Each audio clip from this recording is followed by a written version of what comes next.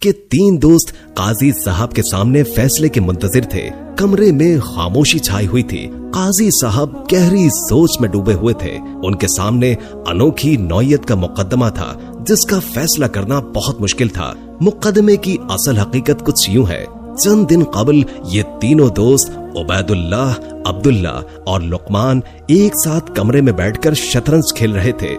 2 दोस्त खेल में मसरूफ थे जबकि तीसरा भी इनके साथ खेल में जुड़ा हुआ था। अचानक खेल के दौरान शतरंज का एक मोहरा गायब हो गया। उन्होंने हर जगह तलाश किया, कमरे की हर चीज अच्छी तरह और कई बार तलाशी ली गई, लेकिन मोहरा न मिला।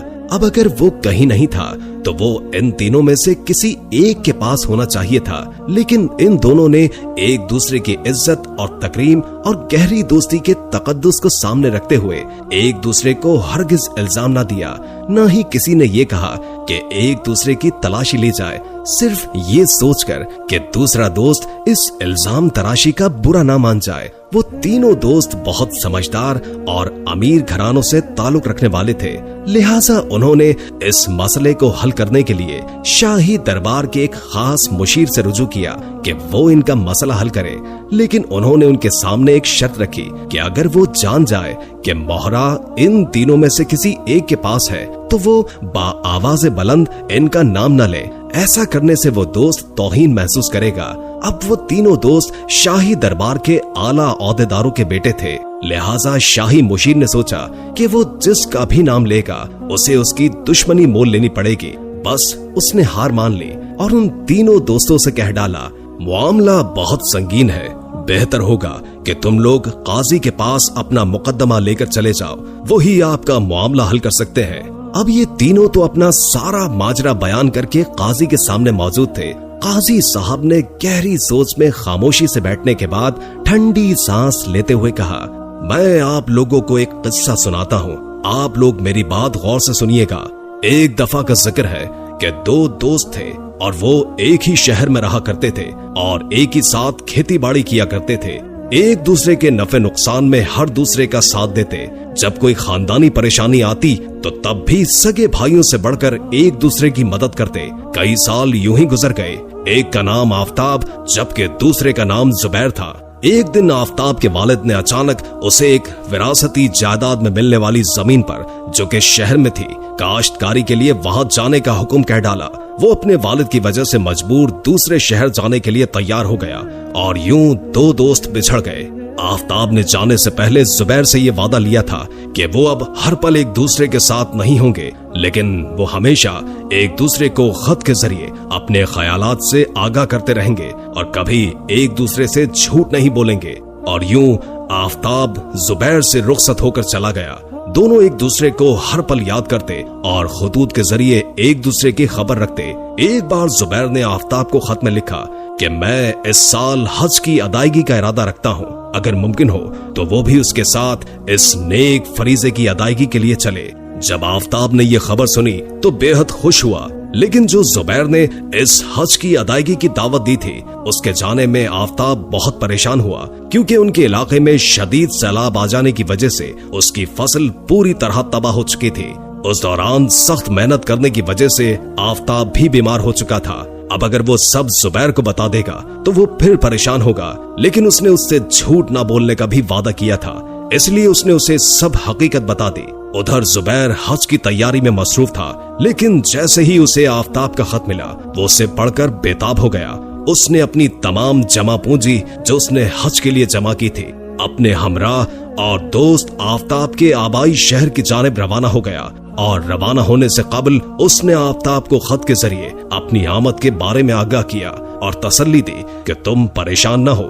जुबैर ने अपना कुछ जरूरी सामान और नकदी अपने साथ ली और घोड़े पर सवार होकर सफर पर रवाना हो गया। सफर बहुत तवील था, उसे जाने में कई दिन लग गए, हत्ता के रास्ते में कई बार पड़ाव करना पड़ा, मगर अब उसका सफर एक घने जंगल में से था, लिहाजा उसने फैसला किया कि वो कहीं पड़ाव नहीं डालेगा, वो जल्द ही सफर करके जंगल से बाहर निकल जाएगा। इस तरह वो मुसलसल दिन भर सफर करता रहा और रात हो गई।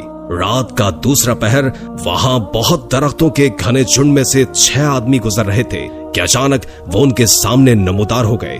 उनके हाथ में तीर, कमान, चाकू और लाठियां मौजूद थी। उन्होंने जुबैर को रोक लिया।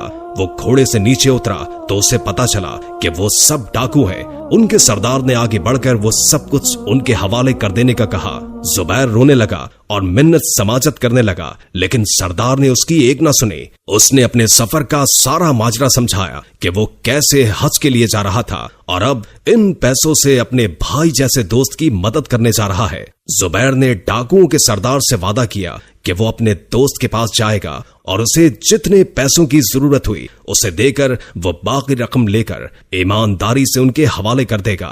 वो उन्हें वो सारे पैसे दे देगा, फिर अगर वो उसे कत्ल करना चाहे तो कर दें। सरदार उसकी बात सुनकर और उसके वादे पर राजी हो गया। इस तरह वो अपने सफर पर एक बार फिर रवाना हो गया।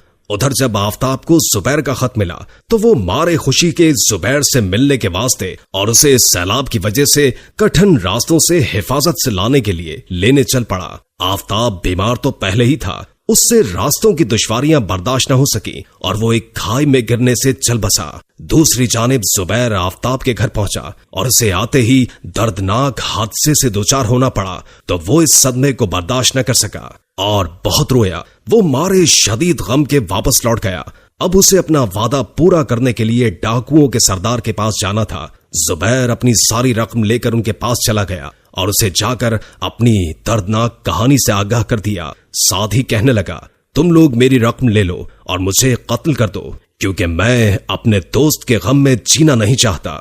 जुबैर और आफताब की दास्तान सुनकर डाकू के सरदार ने उसे बख्श दिया और उससे कहा कि अब वो उसका दोस्त और भाई है, वो उसे आफताब जैसा पाएगा। उसने सारी की सारी रकम वापस लौटा दी और उसे वहीं से हज के लिए रवाना कर दिया और कहा कि अल्लाह के घर की जियारत करके उसका गम कम हो जाएगा। ये कहानी सुनाकर काजी साहब खामोश हो गए। फिर चंद लम्हों के बाद उन्होंने अपने सामने बैठे तीनों दोस्तों उबैदुल्लाह, अब्दुल्ला और लुकमान से पूछा, मुझे ये बताओ, अभी अभी मेरा किस्सा जो मैंने तुम्हें सुनाया है उसके नजदीक सबसे बड़ी कुर्बानी किस दोस्त ने दी? लुकमान ने कहा, जुबैर ने, कि उसने अपने दोस्त की खातिर अपना हज मुलतवी कर दिया। अब्दुल्ला ने कहा, मेरे नजदीक आफताब ने, जिसने अपने दोस्त की खातिर अपनी जान तक की परवाह नहीं की। उबैदुल्ला ने कहा, मेरे नजदीक तो डाकुओं का सरदार सबसे बढ़कर रहा, जिसने जुबैर के वादे पर इत्मीनान किया और फिर उसके गम को समझा। तीनों दोस्तों का जवाब सुनकर काजी साहब ने उनके मुकदमे का मामला हल करते हुए कहा, शतरंज का मोहरा उबैदुल्ला के पास है। काजी की बात सुनकर उबैदुल्ला ने मोहरा अपनी जेब से निकालकर सामने रख दिया। सब हैरान हो गए कि काजी साहब ने कैसे ये मामला हल किया।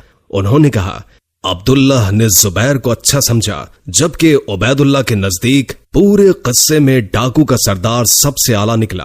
बस जिसकी सोच जैसी होती है वैसों से ये सोहबत रखता है।